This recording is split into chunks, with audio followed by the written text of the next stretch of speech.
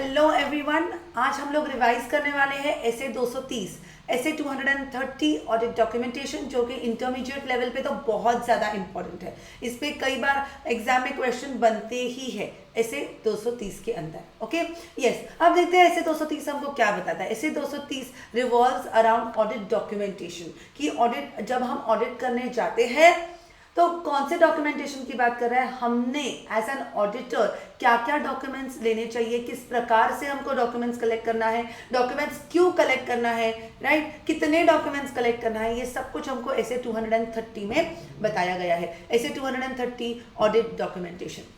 अब एक ऑडिटर को क्या करना होता है, he has to conduct audit of the financial information of the company, the financial information mentioned, maintained, compiled in financial statements of a company.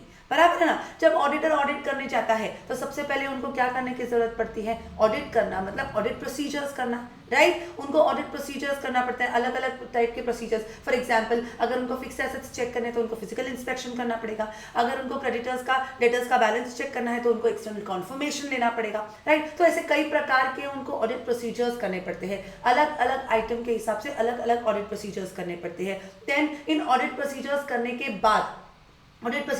बाद हर audit procedure से उनको एक ऑडिट एविडेंस इकट्ठा करना पड़ता है। Audit evidence needs to be sufficient and appropriate, बराबर है ना। फिर इसके बाद क्या होता है, इन ऑडिट एविडेंस इकट्ठा करने के बाद सबसे ज्यादा जिम्मेदारी, what is the main objective of an auditor, expression of opinion. For expression of opinion he has to gather evidence and then evidence को स्टडी करने के बाद he has to draw conclusion, and that conclusion is nothing but an opinion which is mentioned in the audit report. So जब auditor audit करने जाता है तो सबसे पहले उसको तीन चीजें करनी पड़ती है। क्या क्या करना पड़ता है, ऑडिट प्रोसीजर्स से उसको ऑडिट एविडेंस इकट्ठा करना पड़ता है, और फिर इस ऑडिट एविडेंस के बेस पे उसको कंक्लूजन्स ड्रॉ करने पड़ते हैं, right. Now tell me, in business world, in practical world, कोई भी चीज अगर हम ओरली करें तो चलेगा? No, we have to do it in writing. मतलब आपने कौन से ऑडिट प्रोसीजर्स किए, उन ऑडिट प्रोसीजर से आपको किस प्रकार का एविडेंस मिला, उस एविडेंस ने आपने कैसा कंक्लूजन ड्रॉ किया, इन सब का रिकॉर्ड मेंटेन करना पड़ता है ऑडिटर को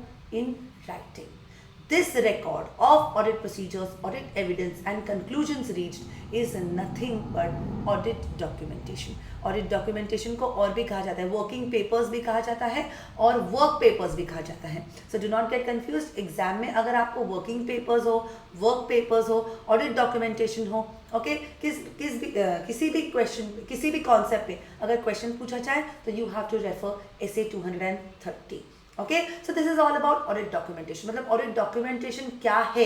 it is nothing but a record of the audit procedures perform, audit evidences collected and conclusions reached from this audit evidence. Now मानो say for example we have 3 clients, okay. तो हर client के अलग अलग प्रकार के information होते हैं, हमको अलग अलग डॉक्यूमेंट्स कलेक्ट करना पड़ता है, राइट। बैंक बैलेंसेस के हमको सर्टिफिकेट्स लेने पड़ते हैं, देन डेटर्स से कॉन्फर्मेशंस लेने पड़ते हैं, बराबर है। Then we also need to preserve management representation letter, बराबर है ना। फिर जैसे आपको याद होगा, मैनेजमेंट रिप्रेजेंटेशन के साथ साथ अपने को terms of engagement, her client का टर्म्स ऑफ एंगेजमेंट भी अलग अलग होता है, ये हमने देख लिया ऑलरेडी ऐसे 210 के अंदर, बराबर है। सो ऐसे कई सारे डॉक्यूमेंट्स हर क्लाइंट के अलग अलग ऑडिटर को मेंटेन करने पड़ते हैं, बराबर है ना। Now these documents which are collected during the audit then finally need to be compiled together in one audit file, बराबर है। ये सारे डॉक्यूमेंट्स जो खुले खुले छुट्टे होते हैं उनको हमें इकट्ठा करना पड़ता है, and when they are compiled together they are known as audit files. Now why do we need to understand the concept of audit files? Now audit files are of 2 types, permanent audit file and current audit file. Permanent audit file में वो information होती है उस आपकी client की जो कभी change नहीं होने वाली, या उसकी चेंज होने की संभावनाएं बहुत कम है। जैसे कि फॉर एग्जाम्पल अगर कंपनी है तो memorandum of association, certificate of incorporation, articles of association, right. These are a few permanent things. So ये सब जाएगा परमानेंट ऑडिट फाइल में, और हर साल जब आप ऑडिट करने जाते हो और जो डॉक्यूमेंट्स कलेक्ट करते हो उनको कंपाइल किया जाता है करंट ऑडिट फाइल में। Okay, now why do you need to understand this concept of audit file? Because इस audit file बनाने के लिए कोई टाइम लिमिट है। उनका क्या कहना है, what does ऐसे 230 से? It says कि आपने ऑडिट कंप्लीट किया, आपके पास छोटे छोटे डॉक्यूमेंट्स बहुत सारे आपने इकट्ठा किए, कंपाइल देम टुगेदर, और आपको ये कंपाइल करने के लिए 60 दिनों का वक्त दिया जाता है। Within 60 days of audit you need to compile all the documents of a particular client together in his own audit file. Okay तो आपके 3 क्लाइंट्स है सपोज फॉर एग्जांपल, तो आपके तीनों क्लाइंट्स के 3 ऑडिट फाइल्स उनके ऑडिट होने के बाद 60 दिनों के अंदर बन जाने चाहिए। एक बार अगर आपने ऑडिट कंप्लीट कर दिया उसके बाद आपको 60 दिन में कंपाइल करना है, तो मुझे आप एक बात बताओ, क्या एडिशन या डिलीशन करना अलाउड होगा? जी नहीं, क्योंकि आपने ऑडिट कंप्लीट कर दिया है, अब कोई भी चेंजेस की गुंजाइश तो है ही नहीं, राइट? सो एडिशंस और deletions in the audit file is not allowed. Very important for true and false and comment. Yes, very important question.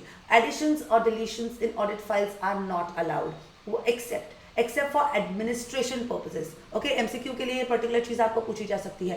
Except for administration purpose. Administration purpose मतलब क्या? Suppose for example अगर आपने एक ही topic पे 2 documents लगाए हैं same, right? तो आप वो एक डॉक्यूमेंट निकाल सकते हो। Okay, so this additions and deletions is allowed only and only for administration purposes and no other purposes. Okay, yes, now ये भी अगर आपने कुछ एडिशन और डिलीशन किए तो भी you have to maintain a record कि आपने क्या एडिशन और डिलीशन किया है, किसने ये एडिशन डिलीशन किया है और क्यों एडिशन डिलीशन किया है। Why have addition and deletion been made in the audit files? Okay, what, why and who. What, आपने क्या एडिशन या डिलीशन किया, किसने किया और क्यों किया, right? Do you understand? Yes, so audit files तो सारे डॉक्यूमेंट्स को 60 दिनों के अंदर कंपाइल करना और उसको मेंटेन करना, उसमें चेंजेस ना करना, this is nothing but a concept of assembly of audit file. Audit file को आपको असेंबल करना है 60 दिनों के अंदर। ओके, आपको 60 दिनों में उसकी असेंबली करना है।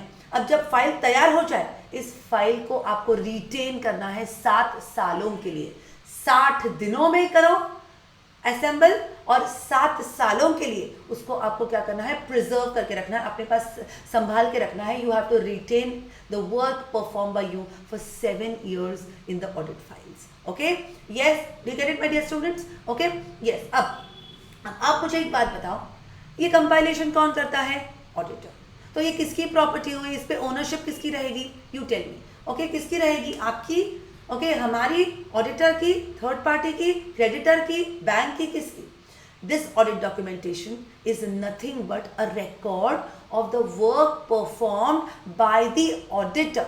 तो ऑडिटर ने क्या काम किया है, ओके, वो सब वो उस ऑडिट डॉक्यूमेंटेशन में संभाल के रखता है। So it is ownership. Ownership किसका है? ऑडिटर का है। It is a property of auditor. Okay, तो प्रॉपर्टी अगर ऑडिटर की हुई तो अगला सवाल मेरे मन में आया, can you show it to the third parties? Come on, can you show it to the third parties? अब मुझे एक बात बताओ, ऐसे 200 में हमने बेसिक रिक्वायरमेंट्स देखा है। ओके, अगर याद नहीं होगा तो गो क्विकली टू ऐसे 200 का जो वीडियो है अपलोड किया हुआ है, उसमें जाइए और फटाक से देखिए what are the basic requirements जो ऑडिटर को अपने दिमाग में रखना है ऑडिट करने से पहले। Confidentiality, right? You remember, confidentiality is very important. So confidentiality मतलब क्या? Keep your eyes and ears open and mouth shut. Okay, yes, do not disclose the information. बराबर है ना? तो थर्ड पार्टीज को क्या हम अपने क्लाइंट का इंफॉर्मेशन बता सकते हैं? जी नहीं, not allowed. Confidentiality is the basic requirement of an auditor under AC 200, right? Right, yes, okay, okay, ठीक है। सो थर्ड पार्टीज को आप नहीं डिस्क्लोज कर सकते। फिर सवाल ये आया कि सपोज क्लाइंट 1 के ऑडिट पे आप गए और उसके रिलेटेड आपने ऑडिट डॉक्यूमेंटेशन इकट्ठा किया है, तो क्या उस क्लाइंट को आप उसकी इंफॉर्मेशन दिखा सकते हो? काम किसका? आपका, बराबर है ना? तो दिखाना है कि नहीं दिखाना है ये ऑडिटर तय करेगा। So at his own discretion he shall decide whether to disclose the audit documentation and audit working papers to the client or not. Third parties को तो वो कर ही नहीं सकता है। हाँ, अगर कोई लीगल रिक्वायरमेंट होगा और अगर suppose for example companies act बोलता है इसको डिस्क्लोज करो, तो auditor is bound to disclose, but unless and until there is a legal requirement उसको डिस्क्लोज करना, it can not be mandated. Why? Because it is a property of auditor. Okay, yes. अब auditor जब audit करने जाता है तो हमने देखा है कि वो कई प्रकार के डॉक्यूमेंट्स लेता है अपने पास और फिर इन डॉक्यूमेंट्स को क्या करता है? इन डॉक्यूमेंट्स को इकट्ठा करता है ऑडिट फाइल में। कितने दिनों के अंदर? 60 दिनों के अंदर। कितने दिन उसको इसको मेंटेन करना है? 7 सालों के लिए उसको इसको मेंटेन करना है। अब अगला मन में सवाल है, what is the necessary, why do you have to document, ऐसी क्या जरूरत आ गई ओके कि ऑडिटर को ये सारे डॉक्यूमेंट्स, ये सारे ऑडिट फाइल्स प्रिजर्व करने हैं 7 सालों के लिए। Okay, what is the purpose of audit documentation, क्यों आपको क्यों ऑडिट फाइल प्रिपेयर करना जरूरी है। So the purpose, the first important purpose for audit file, audit documentation is to plan and perform audit. अगर आपको ऐसे 220 का वीडियो अगर आपने नहीं देखा होगा तो जल्दी से जाके देखिए, ताकि it will help you to build the concept upon. तो ऐसे 220 में हमने देखा है कि सपोज फॉर एग्जांपल एक पार्टनरशिप फर्म में 3 पार्टनर्स है A, B, C। तो ये 3 पार्टनर्स क्या करते हैं, जो भी टीम मेंबर्स है अपने बीच में वो मेंबर्स डिवाइड कर लेते हैं, बराबर है ना। सपोज वो particular audit okay yes ABC and company का ऑडिट, से ABC कंपनी प्राइवेट लिमिटेड का ऑडिट मानो कि पार्टनर ए ने लिया है ओके तो ए और उसके टीम मेंबर्स जाएंगे ऑडिट करने के लिए, बराबर है। But every time who is going to go to the client place, the team members are going to go to the client place, बराबर है ना। तो उनको उधर जाने के बाद क्या काम करना है, किस प्रकार से काम करना है, बराबर है ना, राइट। सो ये particular to planning and performing the audit will be done by team members. फिर इन टीम मेंबर्स को क्या काम करना है ये कौन बताएगा, पार्टनर ए बताएगा, right. So it is very important to plan and perform audit. इतना ही नहीं, you also have to direct and supervise. It is partner A देखेगा कि जो भी टीम मेंबर्स है उनको जो काम दिया गया है क्या उन्होंने ठीक से उसको किया है कि नहीं किया है। So direction and supervision which is a basic requirement under SA 220 quality control के लिए, बराबर है ना। So to plan and perform audit, to direct and supervise audit, then to be accountable. See understand A ने audit, A has taken the responsibility of audit of ABC company private limited, बराबर है ना। ABC private limited का audit अगर partner A करने वाला है तो क्या फर्म की कोई जिम्मेदारी नहीं है, the team members have to perform audit. वो रिपोर्टिंग करेंगे पार्टनर ए को और पार्टनर ए अकाउंटेबल है पूरे फर्म को जिसमें 3 पार्टनर्स है A, B और C, right. So to be accountable also audit documentation has to be maintained to be accountable also. इतना ही नहीं, for quality control reviews, for quality control reviews,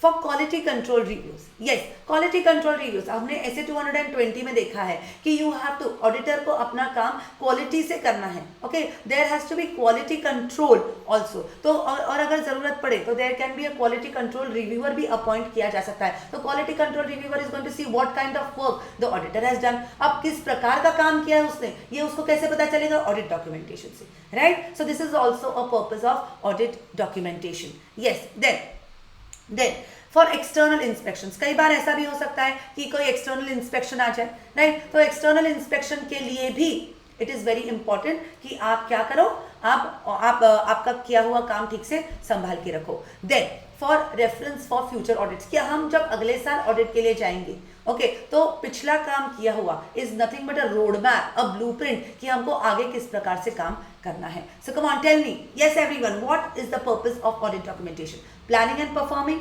direction and supervision, to be accountable, right. Then quality control reviewer के लिए, external inspection के लिए and reference for future audits. This ही नहीं, is an documentation is an एविडेंस in the hands of auditor. Evidence किस तौर पे कि कल जाके अगर कोई भी ऑडिटर पे उंगली करे और ऑडिटर को रिस्पॉन्सिबल पकड़े, से फॉर एग्जाम्पल कोई मैनेजमेंट अगर कोल्यूशन करके अगर फ्रॉड करता है और अगर auditor has performed his audit very properly, right, but in the course of his audit, okay, he was duly diligent enough in performing the audit, okay, उसने audit अच्छे से किया, but audit करते वक्त उसको नहीं, it was not apparent, the fraud risk factors were not apparent, इसलिए उसको पता ही नहीं कि मैनेजमेंट ने collusion करके फ्रॉड किया है। in that case can auditor be held responsible?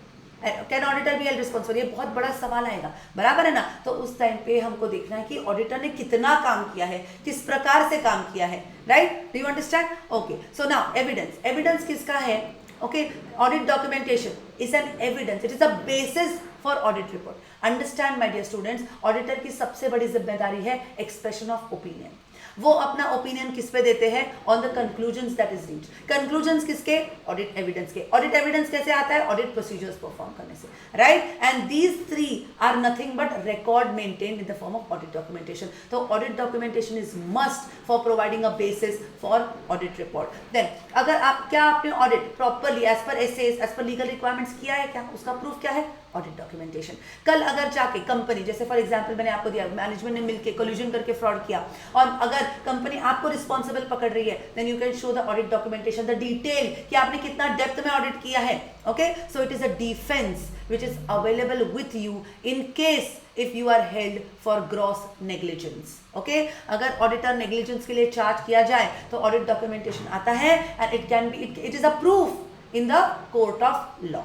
Understanding? So these are the different purposes why audit documentation need to be maintained. अब कितना ऑडिट डॉक्यूमेंटेशन करना है, ओके हमें ऑडिट डॉक्यूमेंटेशन क्यों करना है, ऑडिट डॉक्यूमेंटेशन मतलब क्या देखा, it is a record of audit procedures, audit evidences and conclusions. फिर हमने देखा कि हमको ऑडिट डॉक्यूमेंटेशन क्यों करना है, what are the purpose, okay, और एविडेंस किस प्रकार का एविडेंस है ऑडिट डॉक्यूमेंटेशन। अब हमको देखना है कि कितना डॉक्यूमेंटेशन करना है, okay, factors which affect audit documentation. Now audit documentation depends on the size and complexity of entity. जितना बड़ा एंटिटी, जितना कॉम्प्लेक्स उसके ट्रांजैक्शंस, उतना ज्यादा अपने को काम करना पड़ेगा, उतना ज्यादा अपने को ऑडिट डॉक्यूमेंटेशन मेंटेन करना पड़ेगा। Nature of audit procedures, now it depends कि हर कौन सा आइटम हम चेक कर रहे हैं, उस आइटम के लिए किस प्रकार का ऑडिट प्रोसीजर करना पड़ेगा। Then RMM, risk of material misstatements. अगर ऑडिटर को लगता है कि RMM हाई है, RMM is high, risk of material misstatements is more, in that case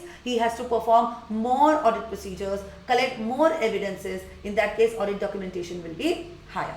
Significance of audit evidence, her audit evidence, उस audit evidence का significance कितना है, okay, अगर trader है तो stock बहुत important item है, in that case that physical counting, okay, the physical verification of inventory is going to be a very important significant audit procedure. Okay yes, और उसका आया हुआ एविडेंस भी उतना ही सिग्निफिकेंट रहेगा। देन ऑडिट टूल्स, किस प्रकार से कौन से ऑडिट टूल्स हमने एम्प्लॉय किए हैं और किस प्रकार से हमने ऑडिट किया है। So these are the factors, इस पे डिपेंड करता है कि हमको ऑडिट डॉक्यूमेंटेशन कितना करना है। So come on, which are the factors, size and complexity of entity, nature of audit procedures, risk of material misstatements, significance of audit evidence and audit tools actually perform. Okay yes, अब हमने देखा audit documentation मतलब क्या, फिर हमने देखा कि हमको ऑडिट डॉक्यूमेंटेशन क्यों करना है, फिर हमने देखा कि कितना ऑडिट डॉक्यूमेंटेशन करना है। अब हम देखेंगे कि ऑडिट डॉक्यूमेंटेशन में क्या क्या होना चाहिए, उसके अंदर क्या होना चाहिए।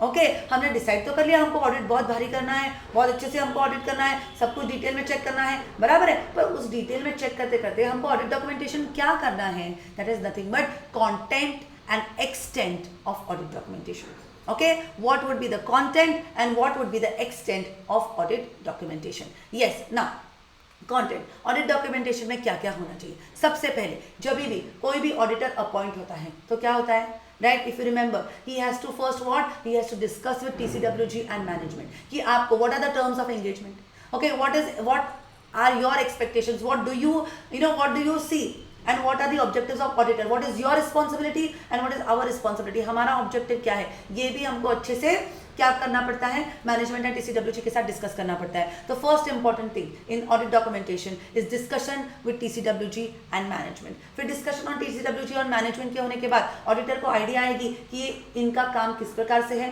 What is the nature of work, बराबर है ना। उसके हिसाब से ऑडिटर हैज टू डिसाइड कि कौन से ऑडिट प्रोसीजर्स करने हैं and what will be the nature, timing and extent of audit procedures, बराबर है, मतलब क्या काम परफॉर्म करना है। देन हम ऑडिट प्रोसीजर्स करेंगे, ऑडिट प्रोसीजर्स करने के बाद उनके जो रिजल्ट्स आए वो भी हमको क्या करना है, रिकॉर्ड करके रखना है, बराबर है। फिर हमने जो भी ऑडिट करते करते हमारे नज़र में जो भी सिग्निफिकेंट मैटर्स आए वो हमको डॉक्यूमेंट करना बहुत ज़्यादा ज़रूरी है, because if you remember significant matters have to be communicated with TCWG and management. अगर कोई भी कंफ्यूजन होगा तो ऐसे 260 और ऐसे 265 जाके देखिए, you will see that there are significant matters which need to be communicated with TCWG and management. तो वो सिग्निफिकेंट मैटर्स ऑडिटर को अपने ऑडिट डॉक्यूमेंटेशन में करना पड़ेगा। इनकंसिस्टेंट मैटर्स मतलब क्या, इनकंसिस्टेंट मैटर्स मतलब अपने फाइनेंशियल स्टेटमेंट्स में क्रेडिटर ए है फॉर एग्जाम्पल, और उसका बैलेंस वहां पे दिख रहा है 5,80,000,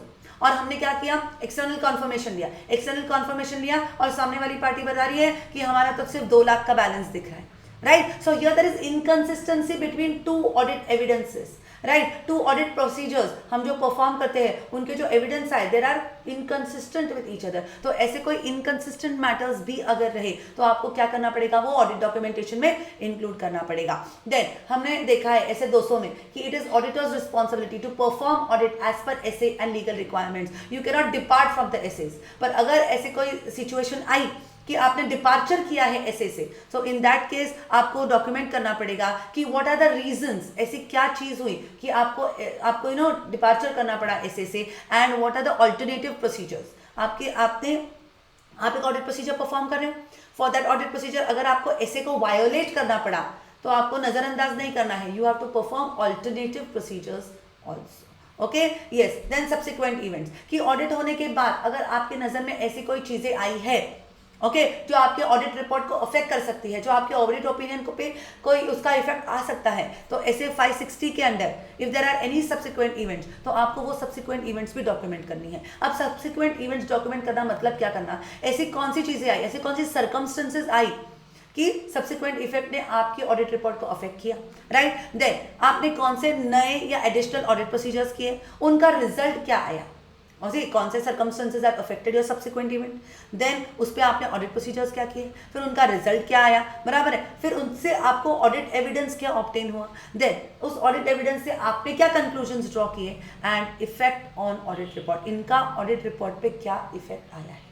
Okay, so when we speak of content of audit documentation, it is what? It is discussion. It is discussion with TCWG and management, the NTE of audit procedures. Then कौन से results आए हैं audit procedures के, कौन से significant matters हैं, कौन से inconsistent matters हैं, departure from essay, reasons and alternative procedures, subsequent events if any, circumstances, then new or additional AP, results of such AP, audit evidence obtained, conclusions reached and effect on AI. Okay, इसके साथ ही साथ बहुत ज्यादा important ये है audit documentation में maintain करना कि हमने किसको काम दिया था और किसने वो काम पूरा किया, कितने दिनों में वो काम पूरा हुआ, और उस काम को किसने रिव्यू किया, सुपरवाइज किसने किया। Okay, so audit documentation you have to mention who has perform the audit work, date of completion, and this audit work has been reviewed by who, and date of review should also be mentioned. And always remember these date of completion and date of review should always be before date of audit report, before date of audit report. ठीक है, अब हमने content of audit documentation समझ लिया, अब हम समझेंगे extent of audit documentation. extent मतलब कितना डिटेल में होना चाहिए, ओके, कितना डिटेल में होना चाहिए। तो यहाँ पे बताया गया है कि able and experienced auditor shall understand, जैसे कि for example ABC private limited के ऑडिटर हम अपॉइंट हुए हैं, ओके, यस, तो हमने उसका ऑडिट किया, हम अपने क्लाइंट को अच्छे से जानते हैं, नो प्रॉब्लम। अब suppose there is some other PQR and associates, okay, chartered accountancy firm, okay, yes, तो नाउ सपोज फॉर एग्जाम्पल उनका यहाँ पे ऐसे 230 का क्या कहना है कि आप ऑडिटर हो, आप अपने क्लाइंट को अच्छे से जानते हो, but PQR and associates is also and what eligible chartered accountant firm, अगर उनको हम अपॉइंट करें तो आपके किए हुए डॉक्यूमेंटेशन में से आपके ऑडिट प्रोसीजर्स, आपके ऑडिट एविडेंस, आपके कंक्लूजन्स को देख के क्या किसी और कैपेबल एक्सपीरियंस्ड ऑडिटर को, एलिजिबल ऑडिटर को आपका काम समझ में आता है।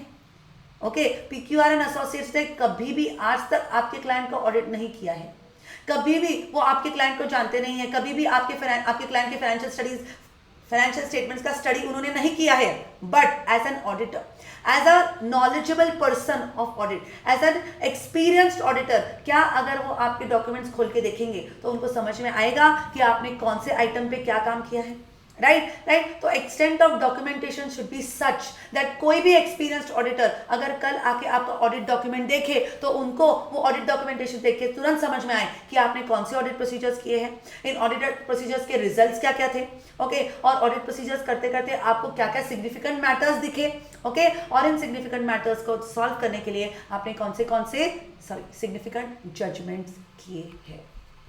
Do you understand? ओके, तो हमने आज क्या देखा?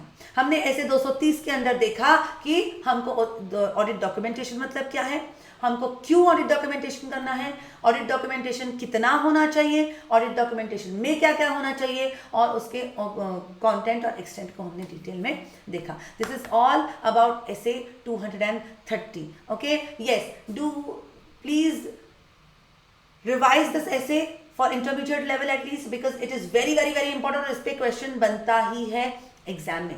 If you have liked the video, please like, share and subscribe the channel, and also share it with as many friends as you can. Press the bell icon for more such interesting videos and revisions on essays, standards on auditing. Thank you so much.